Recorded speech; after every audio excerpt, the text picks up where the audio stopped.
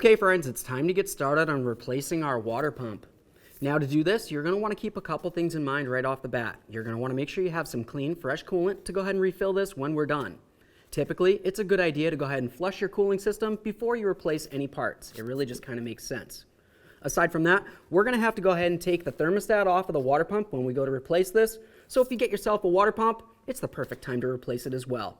With that said, let's get started draining this. We're going to come right up here to the radiator cap. Make sure it's nice and cool to the touch. You don't want to start doing this job after you just came back from a nice ride.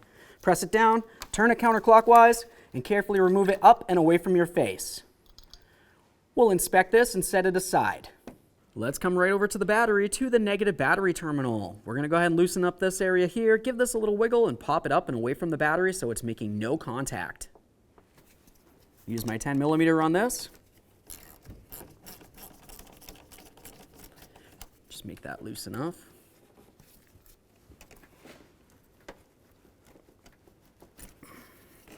I always give it a quick inspection just to make sure I don't see any funny colors. Both those areas look good. Set it aside, like I said, so it's making no contact with that battery terminal. Now, the next thing that we're going to want to do is make our way over towards the driver's side of the radiator. Right down along the bottom is where you're going to find your petcock or the drain for the cooling system. What we want to do is make sure you put a nice collection bucket underneath this area to collect all that coolant for recycling. Make sure, of course, you're wearing hand and eye protection throughout this entire process. Come right over here, turn this petcock counterclockwise to start loosening it and start draining the coolant.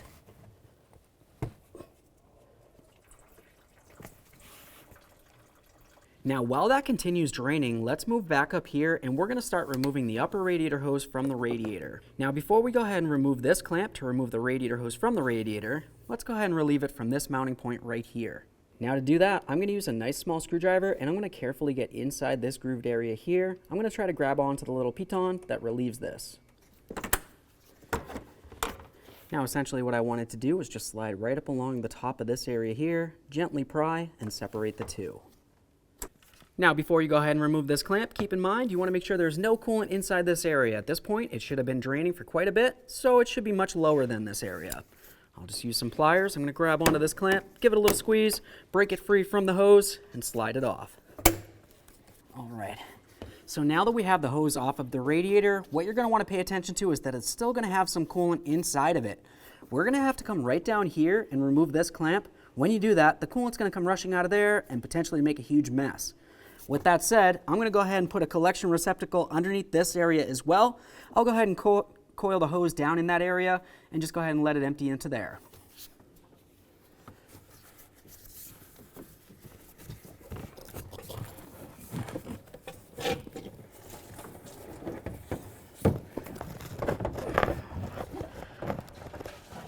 Now we can start disconnecting this from the thermostat housing. I'm going to go ahead and squeeze this clamp, and when I do it, I'm going to try to slide it up the hose. You're not going to be able to slide it down onto the thermostat housing.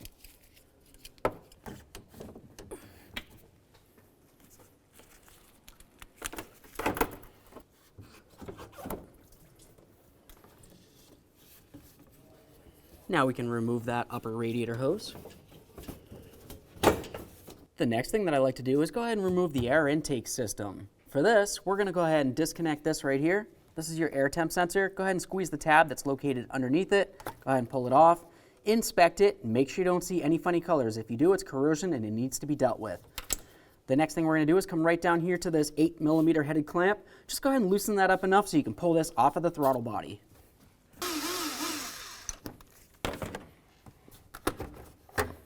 Let's go ahead and pull this off of here. Give that hose a little squeeze, make sure it's soft and pliable. It doesn't look like it's torn or worn in any way. Now we're going to go ahead and start taking off the upper clamshell from the lower housing. To do that, you're going to find several clips on this. To remove them, I'm just going to carefully get in between, gently pry.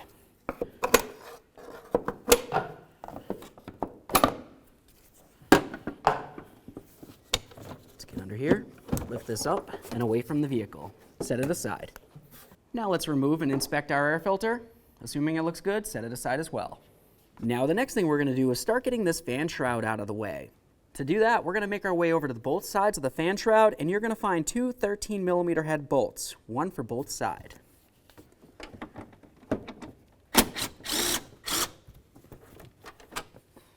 There's that one. We'll set that aside. Do the same on the other side of the vehicle. Okay, so now underneath the vehicle, what we're going to want to do is go ahead and start removing the push pins that hold this plate right here to the fan shroud.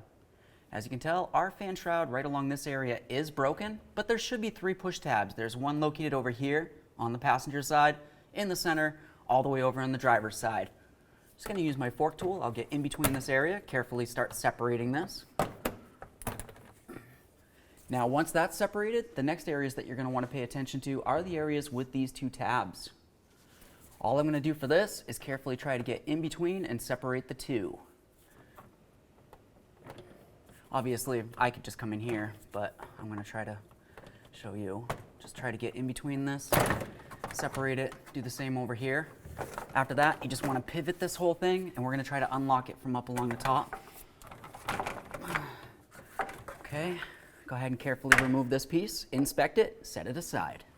All right, so now we're going to continue on by removing some more wiring. We'll come right down here to our coolant temp sensor. For this, there's going to be a red tab that we're going to have to go ahead and slide up, and then we can squeeze right where my index finger is, pop it up and off of there.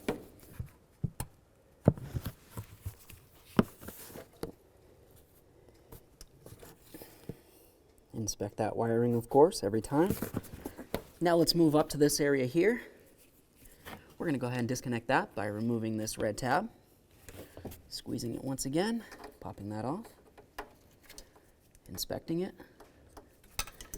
Now we're going to go ahead and take the wiring off of this bracket.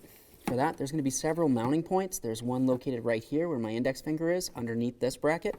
I'm just going to use my fork tool to pop these off. You can use whatever you've got. Follow that underneath this area here. There's going to be another mounting point.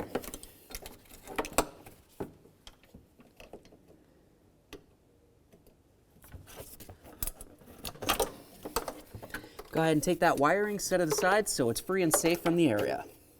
Now we can start removing the bracket from the area. Let's start right up here where it connects the AC lines to the bracket. For this, I'm going to use a nice small pocket screwdriver. You can use whatever you have. Carefully get in between this area and gently separate it, being careful not to damage it in any way. At this point, these lines should come free from this area, and we can move along to following that bracket down to where you see that 13mm headed nut. Let's go ahead and fully remove that nut.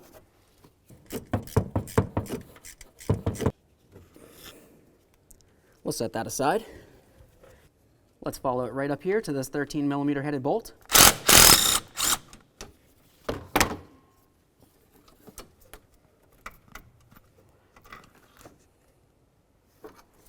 Go ahead and grab onto that bracket, give it a little wiggle, and remove it from the area.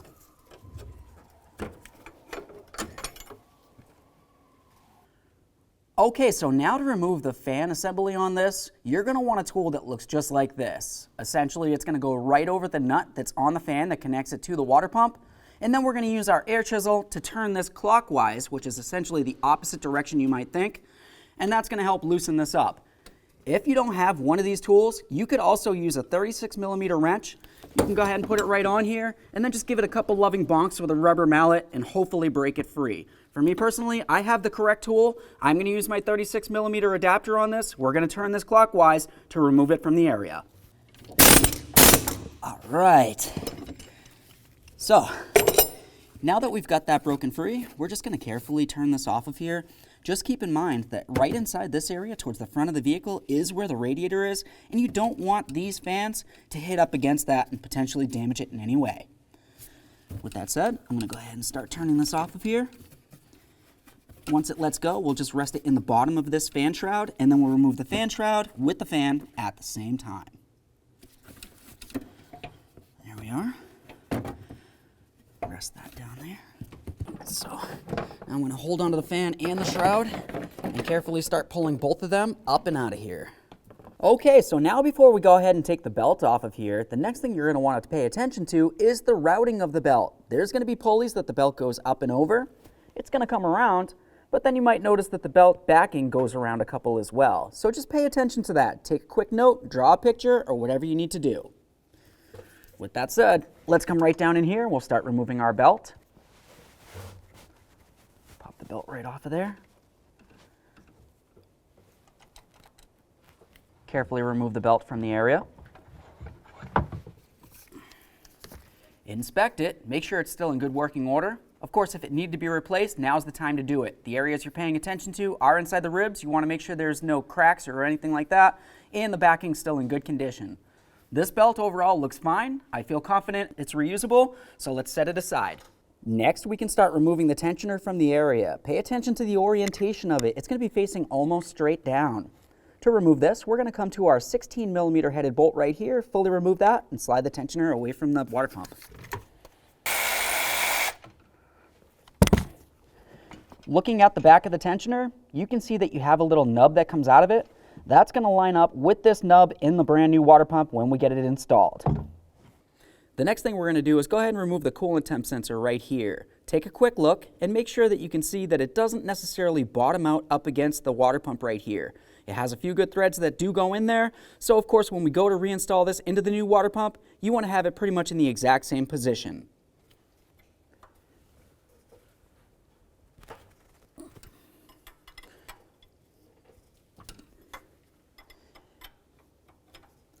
I'll use my 19mm wrench for this. There might be coolant in this area, just keep that in mind. There's our coolant temp sensor. Inspect it, make sure it looks like it's still in good order, and then set it aside. Once that's out of the way, let's continue on to the thermostat housing. That's this area right here. You're going to notice that it has a coolant hose that leads to it. We're not going to worry about that coolant hose. Just go ahead and leave it right on there. What we do want to pay attention to is our two 13mm headed mounting bolts. There's one here, one over there. Go ahead and remove the pair.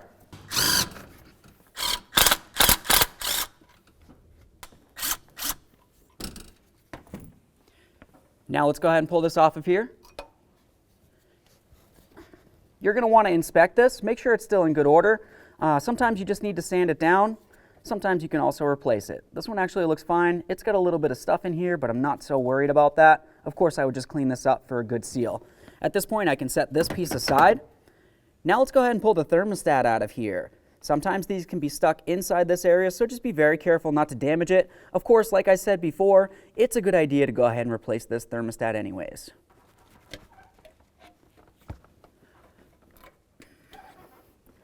Remove that thermostat, inspect it, set it aside. Now we have that removed, let's continue on to this area here. You're going to find two more coolant hoses that lead to this area. We're going to have to remove the pair. Pay attention to the direction and where they go to. This one right here, as you can tell, right on top says engine top. That's going to go to this area here, and then of course we have the other hose. If you wanted to, you can just go ahead and mark one of the hoses so you remember exactly where it's supposed to go.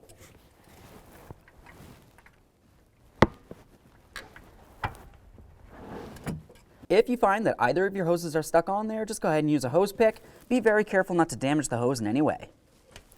Just going to try to work my way in. Slide it in. I'll just work my way around to break it free.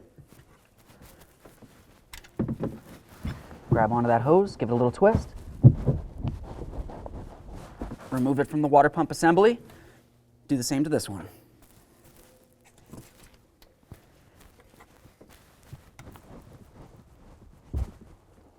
Coolant in there, just put it into our drain bucket. Let's continue on with our hoses. We're going to go right to that lower radiator hose here, directly where it connects onto our water pump. Squeeze it, twist it, pull it off.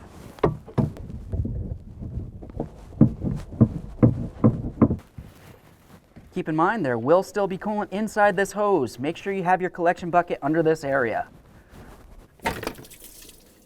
There we are. Now we're at the point where we're going to start removing the water pump from the engine itself. Now what we're going to have to do is remove 12 miscellaneous bolts on this. If you were to look at the new water pump, you're going to be able to tell exactly where all the bolt holes are that you're going to have to start removing the bolts from. So for me personally, I'm going to start with some of my bottom bolts. They're going to be a little hard for you to see on video, but the reason why I want to start along the bottom is just because once I work my way up to the top, hopefully it's going to start breaking free while I can still hold on to it and I'm not fighting at the bottom. Find that first bolt under here. We're going to use our 13 on these, most of them at least.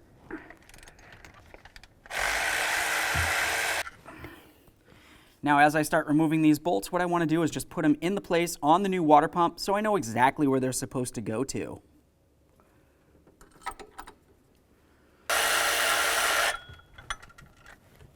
See, as you can tell, this one's much shorter. You definitely don't want to mess that up.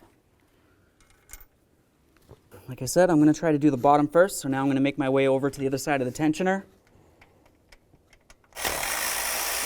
Okay, so at this point we have all of our 13mm headed bolts out of there.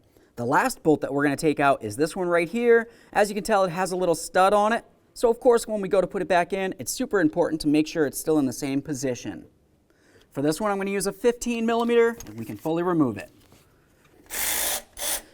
Now at this point, keep in mind, there's nothing else holding this water pump to the vehicle itself, so make sure it doesn't drop out and potentially hit up against the radiator or anything else.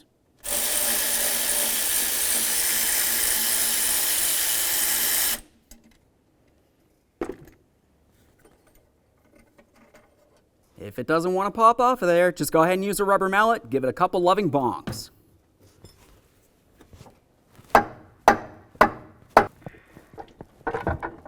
Okay, remove the water pump from the vehicle.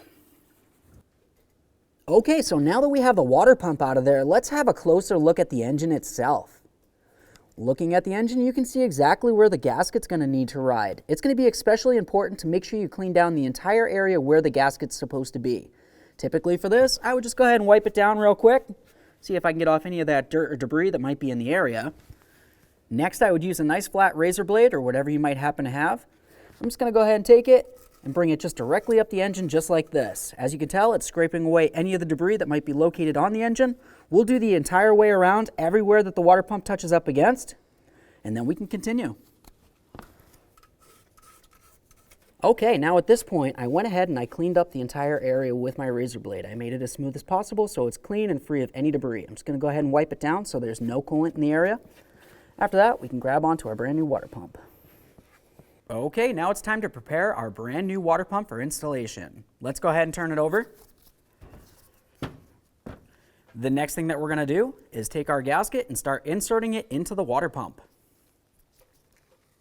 Just going to get this in position here. Come up along this area. Once you get it lined up, you just want to kind of press it in there. We essentially just want to make sure it's nice and secure inside the groove all the way around so it can't fall off during the installation process. It's very important to make sure this gasket is completely seated. Double check it, make sure it's not hanging off in any way. If you go to install this and the gasket's hanging out like that, it's going to pinch down and you're going to of course have a leak. So now what I did is I took all the bolts out of the brand new water pump and I went ahead and I put them back into our original. I just essentially swapped them over so everything's in the exact same order as when we removed it originally. So now you can grab pretty much any one of these bolts and we'll start putting in the brand new water pump. I'm going to go with the center one there with the stud on it. We'll start there.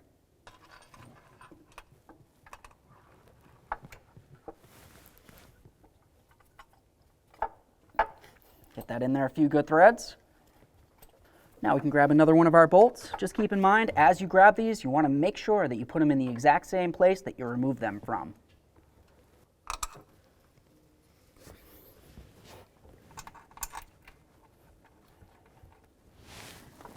Last bolt here.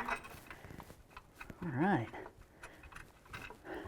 So once you have all of your mounting bolts started, we're just going to go ahead and start tightening everything down. Essentially, I just want to bottom out the bolts, and then we'll go around and torque them all to manufacturer's specification. When I do this, I'm going to start with the very center, and then you can pretty much just go around. Now let's start in with the stud right here. Like I said, we'll work our way around. When we bottom these out, we're only going to make sure we bottom out very gently, because when we go around and torque all these in the end, it's going to be 18 foot-pounds, which isn't very much overall.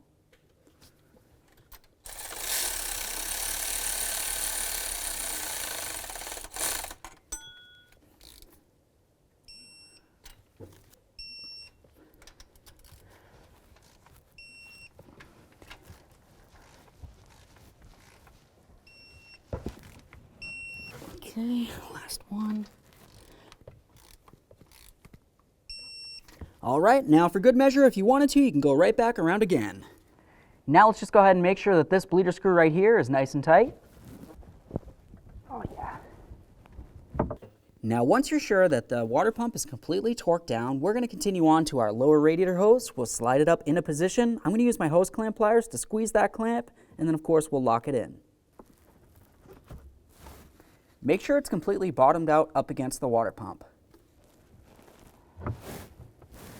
Now when you put this back up on here, you want to pay attention to the exact area that you remove the clamp from. If you look at the hose close enough, typically you can see exactly where it came from. I'm just going to go ahead and do that.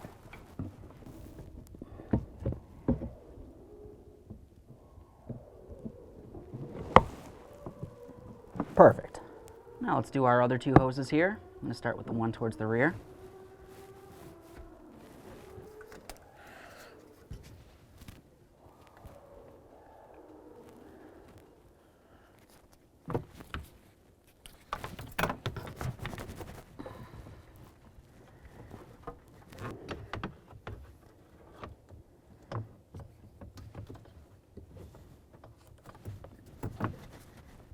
Typically, it's going to be a good idea to just go ahead and replace the thermostat, but if you aren't, you just want to give it a quick inspection. Make sure that the seal's still in good condition, and of course, make sure it's not broken or damaged in any way. You can see you have springs under here. You want to make sure those coils aren't broken. Now this one overall still looks good, so we're just going to reuse it for this video. Looking up in this area right here, you can see this little metallic object. That's kind of like a little burper valve in there. That's essentially to make it so a little bit of coolant or even air can flow through this without having it being in the open position. Now this little bobble right there needs to be in the facing up position. You don't want to have it facing like that because of course there isn't going to be air down here. It's going to be up at the highest point. Let's go ahead and take that. We're going to slide it right in just like this so the springed area is going into the water pump housing. I'm going to put this bobble so it's facing up, and then we'll just carefully slide it in. The next thing that we're going to want to do is pay attention to the thermostat housing, especially the area where the gasket's going to be. I'm just going to use a little bit of sandpaper on this, and I'll just go ahead and sand it down just to make sure there's nothing in the way. That way there we can make a nice seal and no coolant makes its way past. Let's wipe it down. Now we can take this unit, we're going to line it up with the water pump. We'll put in both of our mounting bolts, snug them up, and then we're going to torque each of these to 10 foot-pounds.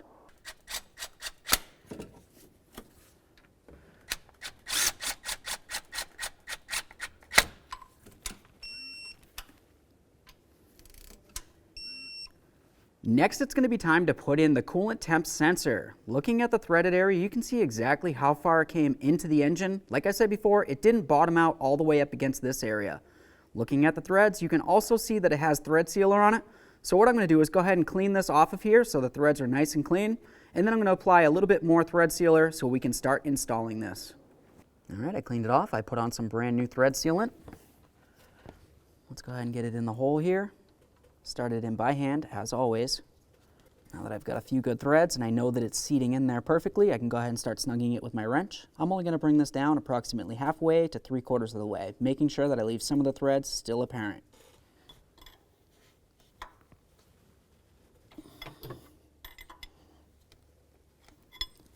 Now at this point, I feel as though it's in the original position as when I removed it. I had my locking tab along the back side right here, and that's exactly where I put it now, and I still have some threads showing. Now I can grab onto the wiring for this. I'm going to go ahead and press it down on there, and after I have it pressed on, I'm going to lock it down with that red locking tab. Listen for that click, give it a little tug to make sure it's secure, lock it in with the red locking tab. Now what you're going to notice on the end of the water pump here, you're going to have the threads covered with this little cover on it. It's just a rubber cover. I'm just going to carefully get under this. It's pretty much just to protect the threads during shipping and everything else. You can recycle that. Now it's going to be time to install our Serpentine Belt tensioner. You remember when we removed it, I mentioned about this nub right here. You need to make sure that that lines up with the corresponding hole on the water pump right there. Torque that to 30 foot-pounds. Okay, so now it's time for a little bit of cleanup. What I mean by that is if you were to look down into the pulley grooves, a lot of times you're going to find that you have leftover coolant from when we removed that water pump. It's not only going to be in one area, it's probably going to be in multiple, such as maybe the crank or anything else. You need to make sure that it's clean and free of any of this because it will contaminate the belt and more than likely you're going to have a squeal or some sort of noise coming from it. Once everything's clean, let's go ahead and put on our Serpentine Belt. Alright, so now at this point I have it around the majority of my pulleys. As you can tell, I brought it straight down along the driver's side, underneath that AC compressor, straight across underneath the crank pulley, up and over the crank, down and around this tensioner pulley, back around to the water pump, up and over it, and around this idler pulley, and now I'm going to get ready to put it onto the alternator.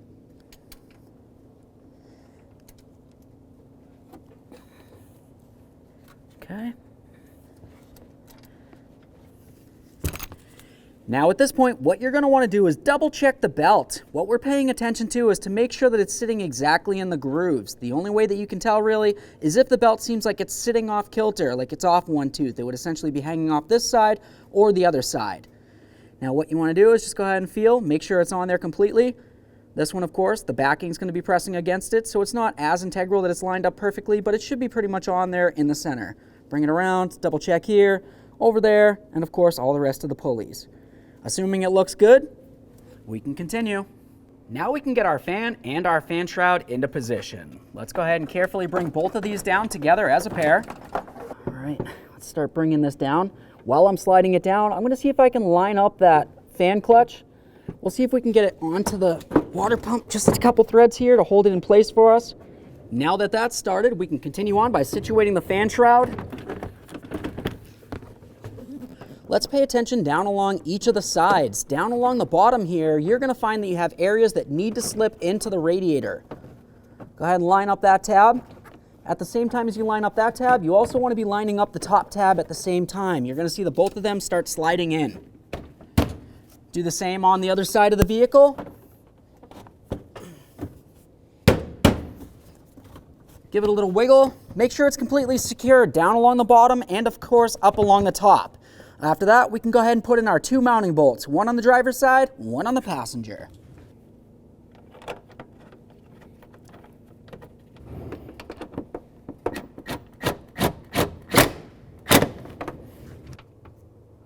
Let's go ahead and close up that drain.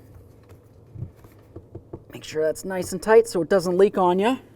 Let's go ahead and put in this lower piece of the fan shroud. There's a couple areas that we want to pay attention to. Up along the top here, you have those little hooky-doos that are going to have to slide into the upper housing. That's going to be on both sides of this piece right here. Also in the center, there's going to be a couple other areas that need to slide into the fan housing. You can see where they're going to latch into, so let's go ahead and start sliding it into position. Okay, once they're up there, we'll just go ahead and lock this bottom part in. Give it a little wiggle, make sure it's completely secured. Let's go ahead and get this fan bottomed out. Okay, now we're just going to lock it in with our 36mm.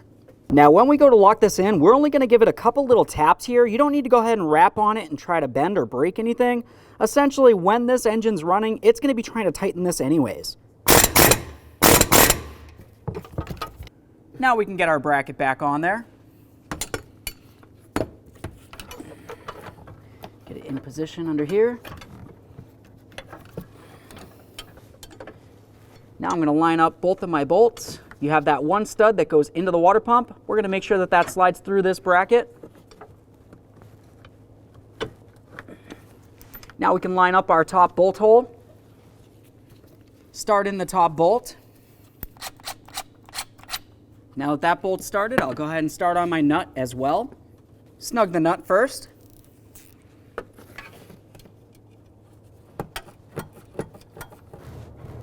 All right, that's bottomed out. Make sure it's nice and tight. Tighten your top bolt. Check that bracket. Make sure it's completely secured. After that, we'll pull right up here. We're going to make sure that our AC cooler lines are right inside here. Go ahead and latch it in. Listen for a click. Make sure they're secure. Let's get our air filter in here. Let's get the cover on here. I'm going to slide this right on. Now what we want to do is put these tabs that are in the lower clamshell into the holes that are in the upper portion. Once you have them all through, we're going to press this down, lock in all of our tabs, make sure this is completely secured.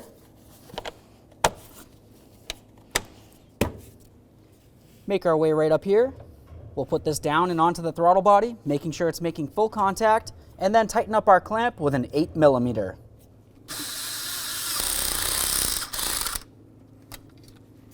Make sure that's completely secured. You don't want any dirty or unmetered air making its way into the engine. We're going to come up here, connect in our air temp sensor with the gray connector. Listen for a click, give it a tug. Now we'll connect in the throttle body.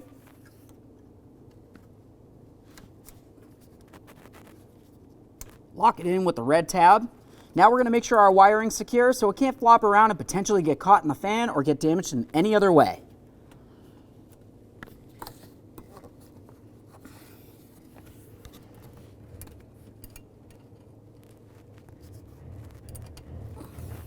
Okay, now it's time to install our upper radiator hose. When you look at it, you'll notice one side says engine and the other side of the hose is going to say radiator. The one that says engine goes right to this thermostat housing. Slide it on there.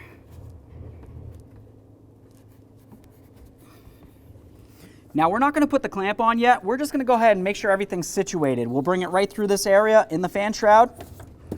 Don't clip that yet either. Now we can go ahead and put this side on the radiator. Line the clamp up with its original position, release it, ensure that it's completely secured. Now we can start getting this clamp on here and do the exact same thing.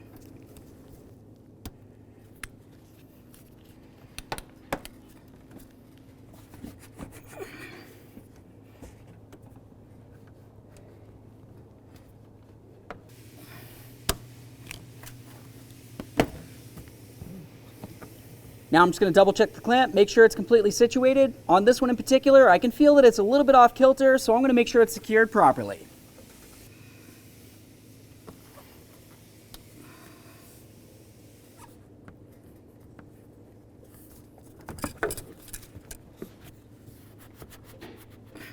Perfect. Let's lock this in.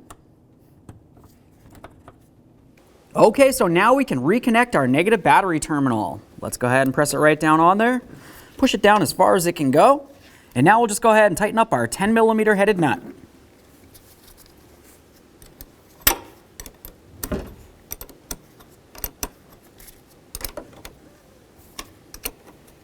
Make sure that's secure. Okay, so now it's going to be time to fill the cooling system. There's a couple different ways you can do this. You can either use a funnel like I have here, or you can buy the specialty tool that's going to be able to do this for you as well. For me personally, I'll show you with the funnel because that's more than likely what you're going to be using. Now typically what I do is I just go ahead and use some of the manufacturer's specified coolant. We'll just go ahead and fill it right up inside here so it's approximately 3/4 or halfway up this funnel.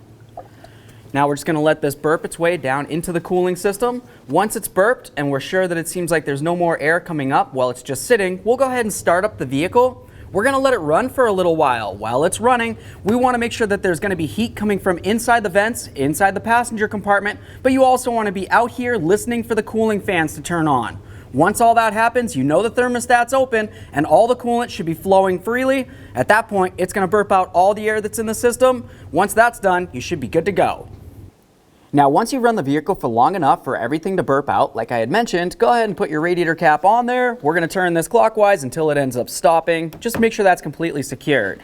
Once you've filled the radiator, it's always important to make sure that you check your coolant overflow. Typically, it's a good idea to go ahead and replace the fluid that's inside there. Sometimes you can stick something down in there and go ahead and draw the fluid up and out. You're probably not going to get out all the fluid that's in there. So if you wanted to, you could of course take off the entire grill of this area here, unbolt it from this area, remove the whole thing, and then recycle that coolant as you did with the rest of the coolant. After that, put it all back together and then fill it up. Either way, you need to make sure you at least have coolant inside this overflow, and you can do that by checking this dipstick.